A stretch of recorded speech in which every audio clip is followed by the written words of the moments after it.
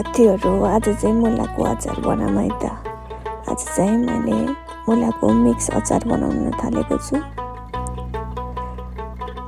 यसमा चाहिँ मैले मुला काटेर राखेँ, त्यसमा गाजरलाई पनि राख्ने, आफूलाई जुन जुन मनपर्छ त्यही राख्ने, यसमा कागती पनि राख्ने, म थोरै काउली पनि मिसाएको छु। यो चाहिँ छिटो मिठो खानको लागि हो, 2-4 दिनमा खानको लागि रेडी हुन्छ।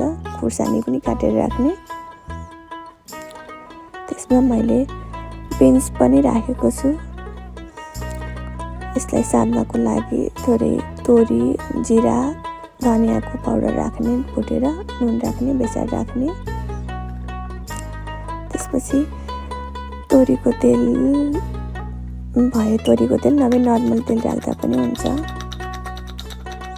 यो चाहिँ रेडी भइसक्यो।